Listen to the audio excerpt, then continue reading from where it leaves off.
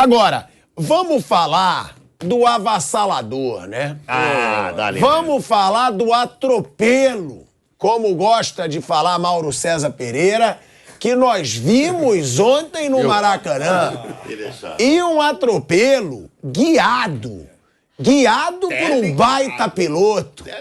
Bruno Henrique voltou, Bruno Henrique jogou muita bola. E, ó, antes de falar disso, já que a gente falou do nome do Bruno Henrique, tá tendo muita fofoquinha, tá tendo muita coisinha na internet.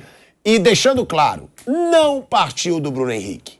Foi jogado para o Bruno Henrique. Porque muita gente tá colocando, Bruno Henrique falou do Mauro César. Não. Perguntaram, utilizando o nome do Mauro César, e aí ele respondeu. E, Mauro, eu ainda te perguntei, você quer falar sobre a situação? Porque é isso que eu gosto em você também. A gente discute pra caramba, mas bota a cara, fala, não fica se escondendo, e você falou, quero. Então foi uma situação, né, Mauro, para as pessoas também entenderem. Não partiu do Bruno Henrique chegar ali na coletiva, o Mauro... Não. Perguntaram e ainda usando o seu nome, né, Mauro, sobre a situação, e você falou que quer falar para explicar também. Vamos lá. Segunda-feira eu trouxe a informação. Gente, informação de bastidor, obviamente ninguém vai confirmar. Digamos que você traga uma informação do bastidor político, econômico, né? Vai aumentar a taxa Selic, não sei o quê. O presidente do Banco Central não vai dizer, não, vou aumentar mesmo. Você está pensando nisso, muitas vezes até se vaza algumas coisas para poder medir receptividade de uma mudança. Isso em qualquer segmento da sociedade e, consequentemente, na cobertura jornalística. Eu tive informação de fonte confiável dessa, digamos, insatisfação dos jogadores com o plano do São Paulo durante a data FIFA de dar mais treinamentos, fazer alguns dias em 2 períodos, que não é prática habitual. Hoje os treinamentos são em um período só no mundo inteiro, mas era uma situação excepcional com o técnico querendo fazer o treinamento normal, que geralmente acontece de manhã, e à tarde, alguns dias, até porque tem refletor hoje lá no CT, num dos campos do CT, fazer atividade para ajustar uma saída de bola, uma bola parada, ou seja, questões que você no campo percebe que o time precisa melhorar, né? E eu ouvi uma satisfação de alguns jogadores. A informação que eu recebi foi essa. O que eu acho um absurdo, porque o time precisa dessas correções. Isso aí a gente vê no campo, né? É bem evidente, é só olhar para as atuações recentes do Flamengo. Quando você fala os jogadores não queriam, é ser muito obtuso para achar que você está falando que sim, todos os jogadores não queriam significa que, tira o artigo, jogadores não queriam, ou seja, é óbvio que é parte do elenco. Óbvio que não é o Bruno Henrique. Ele está treinando igual um leão um tempão para poder jogar, né? Enfim. Aí houve um youtuber, né, que ontem na coletiva fez uma pergunta sobre o que o Bruno Henrique tinha a dizer a respeito do que eu falei. Eu achei muito mal colocado, porque eu não falei do Bruno Henrique.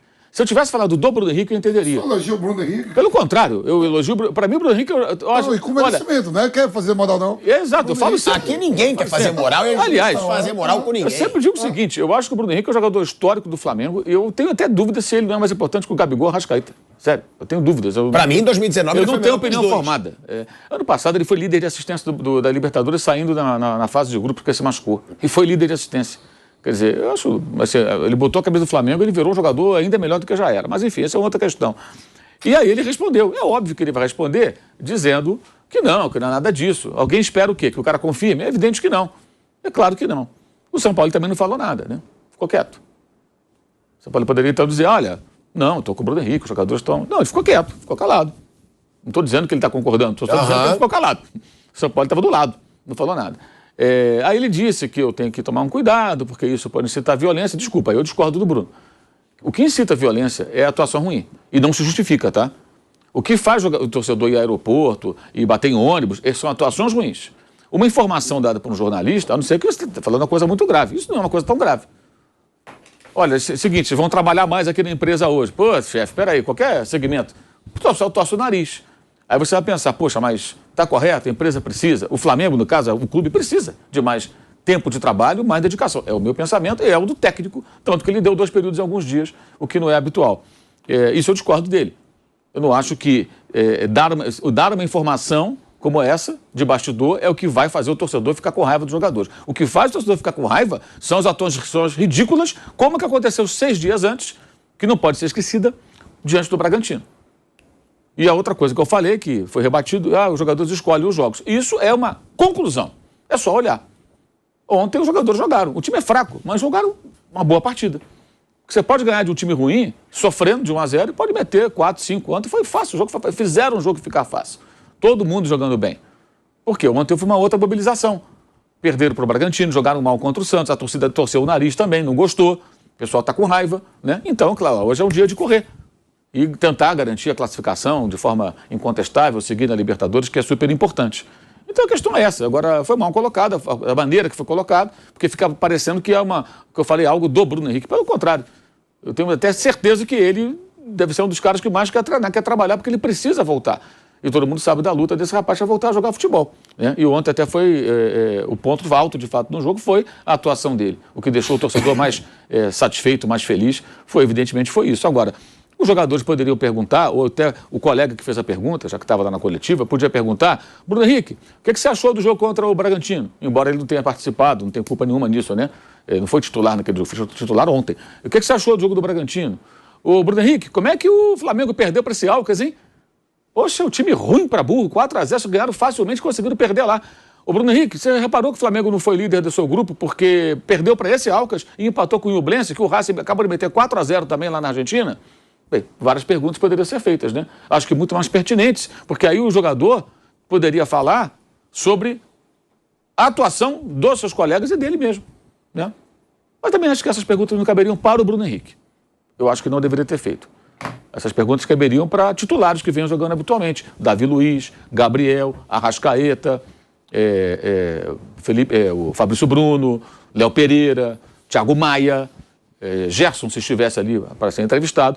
Então, que na próxima fica até a dica, né? O colega pode fazer essas perguntas a respeito das partidas, que é isso que deixa o torcedor com a bronca. Ele também não justifica ninguém lá bater em ônibus, como fizeram lá em Santos com o ônibus do Corinthians, nem querer bater em jogador, nada disso. Mas o que irrita o torcedor, isso é muito claro, são atuações ruins. O jogo do Bragantino foi uma vergonha. O Flamengo tomou 36 finalizações e não estou uma bola no gol, perdeu de 4-0. Foi o mesmo placar de ontem, 4-0. Não dá para jogar essa sujeira para baixo do tapete. Agora, quando a gente traz a informação de bastidor, para quem não entende, né, o básico da profissão...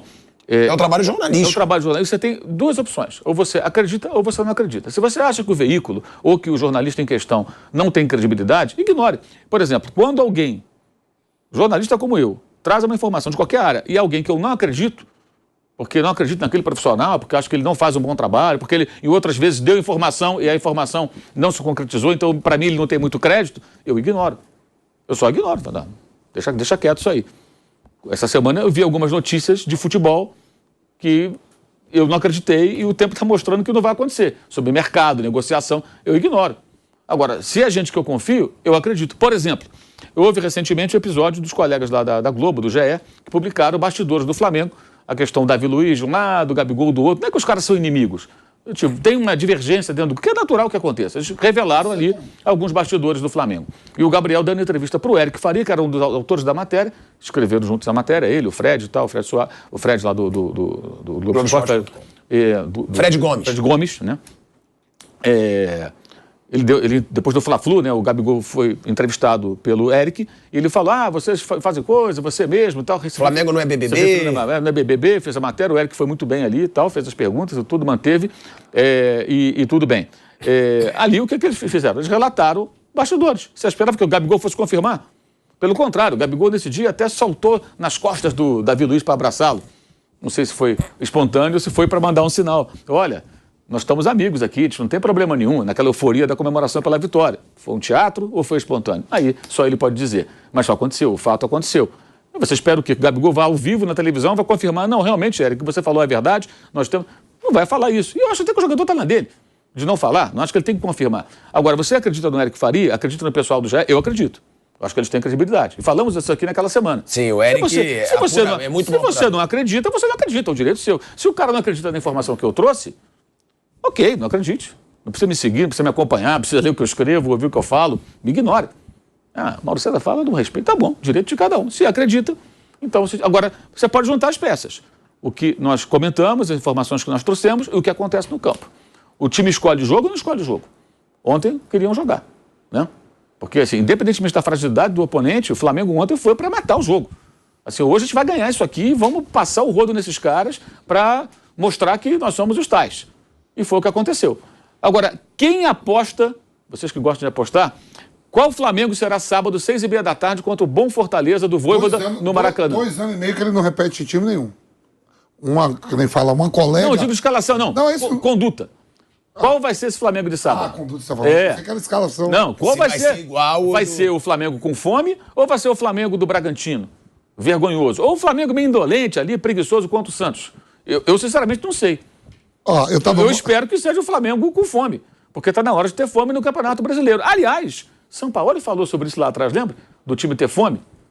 Né? Paulo Souza falou algo parecido. Todos os técnicos falam dessa questão da fome. Gente, é só juntar as peças, né? Agora, ter vontade de ganhar. Agora, jogador do Flamengo, hoje em dia, principalmente, o elenco que tem, o investimento que tem, o salário que ganha, a estrutura que possui, não atrasa salário, que no Brasil é uma excentricidade, né? Mais de uma década que não atrasa salário. Meu irmão, tem que correr todo jogo, tem que jogar todo jogo a vera. Eu entendo que uma decisão é diferente. O Nilson vai narrar um jogo, ele vai narrar com toda a seriedade. Uma final de campeonato, é claro que tem uma preparação maior, né? Você se empolga mais, você fica mais pilhado, o Vanderlei, tantos anos como repórter, é óbvio. Mas não significa que o jogo menor, aquele jogo menos importante, digamos, você vai fazer de qualquer maneira. Você vai fazer com a mesma seriedade. O jogador é a mesma coisa. Afinal, o cara entra, mas o jogo com o Alcas, ou o jogo com o Santos, o jogo com o Bragantino, todo jogo você tem que jogar a vera, cara. É o trabalho do cara. E o que a gente vê em campo não é isso. É só lembrar o jogo do Bragantino. Aquilo ali não tem explicação. Eu espero que o colega que fez a pergunta, na próxima oportunidade, quando estiver diante de uma coletiva de um dos jogadores que participaram da derrota do Bragantino, pergunte qual a diferença, digamos que o time jogou bem, do jogo de hoje, né, que vocês jogaram tão bem, seja lá qual for o adversário, e aquela derrota lá em Bragança Paulista. Talvez o jogador consiga explicar. Acho que vai ser difícil. Só em cima disso... eu tô super a sério, mas, Mauro, uma coisa eu te peço. Não fala de aposta com o Vampeta, porque ele tá traumatizado. É uma provocação. Não fala de aposta, que ele tá traumatizado. Eu peguei o Alcas lá, não vou dar o Alcas aqui pra ele também. Perdeu 50 reais. Não, mas você perdeu 200 no total. E você perdeu 800 no total, tô com 600 na conta. Não sabe contar, viu, ô Tico? Ô, Mauro, esse negócio... o cara tá com 600 reais na minha conta. Esses 600 não passam, né? Eu já tenho 200 800 só. 800 menos 200, não, 600. 200 não, já foi. Ô, Mauro, agora eu tava falando assim, isso que você falou, né? Outros veículos de comunicações, que eu vi tudo ontem quando a gente saiu daqui, faltam 7 jogos para o Flamengo ser campeão da Libertadores e 6 para ser campeão da Copa do Brasil. Ele é o atual campeão da Libertadores e da Copa do Brasil. Da Libertadores, 7, mais 7 jogos para ser campeão. E da Copa do Brasil, 6, 13.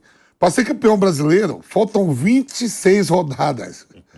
Então o cara fala assim, os caras vão pro mata-mata pensando em mais 26 rodadas para ser campeão, vamos atropelar isso aqui. Pode ser isso, não. Mas isso daí não... E só concluindo isso, em relação ao Bragantino, o Flávio ontem deu uma notícia aqui para nós, que veio o diretor-geral, aquele jogador, Mário Gomes, eu acho que era. Chegou, estava aqui no jogo até contra o Flamengo. E o Bragantino, o treinador, que é o português, falou, peraí, gente, a gente tá num mau momento, não vai ter data FIFA para mim, não. Não tem folga nenhuma pra ninguém, aqui é uma empresa. Eu preciso acertar aí, que aqui é uma coisa muito séria, a gente tá muito mal. E disse que ficou treinando 2 períodos, treinou na data FIFA, tudo. Olha como o Bragantino evoluiu. Em 3 jogos, 13 gols. 3 jogos. Só em cima do que você tá falando, o mais importante é uma frasinha bem curtinha, ele falou. Que pausa, que foi uma pausa, não foi? Pausa não significa descanso. Deixou claro, eu achei. O professor Caixinha tá numa fase. Dos jogos, mas ele falou, deixei claro, e os jogadores entenderam, levantou a bola dos jogadores, claro. E é outro Bragantino mesmo, professor. Ele falou assim: eles entenderam que pausa não significa descanso. Então, é por isso que ele empenhou e fez isso que vocês estão falando aí, treinou de manhã e complementou com um treinamento mais intenso, não importa. Ele deixou claro e os caras entenderam que tem uma diferença entre pausa e descanso, tá? Pra gente poder atingir objetivos. É isso. O Flamengo tem essa coisa de muito vencedor, né? Eu tô lembrando dessa história do São Paulo. Uma vez eu conversando com o Muricy me falou um negócio que eu nunca mais vou esquecer. Ele falou, olha, Nilson, foi um parto para motivar esses caras.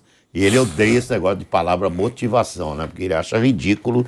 Eu concordo com ele totalmente. Ele acha ridículo, né? Se bem que ele marcou... Não tem cabimento. Ele marcou palestra motivacional para junho, julho, agosto, setembro, outubro, novembro. Está escolhendo os nomes, né? cascata. Ele odeia esse negócio de motivação, o Muricy, né? Fala, pô, o cara tem fisioterapeuta, ganha em ordem, não sei o quê, não sei o quê, não sei o quê. Eu vou ter que arrumar um palestrante motivacional. Vai pro inferno. Isso aí não existe, pô. Que motivação? Motivação é me vestir a camisa do Flamengo, vestir a camisa do São Paulo. Essa é a motivação. Maracanã lotado, Morumbi lotado. Motivação é essa, obrigação. Fazer o trabalho que ele é profissional e tem que render tudo. Aí eu me lembro de uma conversa com o Muricy muito interessante. Ele falou, olha, Nilson, foi um parto para fazer esses caras entenderem que eles tinham que ter a mesma aplicação para ganhar o 3º brasileiro seguido, né? Porque, e ó, com uma diferença, a diferença é bastante interessante. O São Paulo não mudou de técnico. O São Paulo ficou com o Muricy nos 3 seguidos. E o Flamengo está mudando de técnico constantemente e esses caras acomodam mesmo. Esses caras são acomodados. Cria-se racha no elenco, por causa da convivência há muito tempo, cria-se divergências e a acomodação dos caras. Ele falou, é um parto. Nós ganhamos o 3º brasileiro, mas foi por acaso, ele falou. Porque, olha, eu tinha que arrancar dos caras o que não conseguia mais, porque eu não conseguia fazer eles entenderem que se não jogassem com a mesma aplicação dos 2 primeiros, eles não iam ganhar o 3º. E é isso, o Flamengo está passando por isso com uma mudança de técnicos permanentemente. Aí fica mais complicado ainda. Sai um, entra outro, sai um, entra outro, recomeça o trabalho, recomeça... Então, esse tipo de grupo vencedor, eles dão essa acomodada, sabe? Mas não pode. É isso que eu ia falar. Mas não pode. Não pode. O torcedor... Uma hora absurda é claro, acomodar porque é vencedor. O torcedor não vai aceitar. O torcedor quer ver o time dele ganhando. Mas eles dão essa... Outra coisa, vamos lá, vamos dar exemplo. Pra mim, essa história do Flamengo é uma acomodada Real beleza Madrid, aí desses caras que se julgam donos do clube. Real Madrid foi tricampeão da Champions de forma consecutiva. Pois é. Cadê a acomodação? E são caras que poderiam acomodar muito mais, porque estão ali no maior clube do mundo, que ganha tudo. Não tem.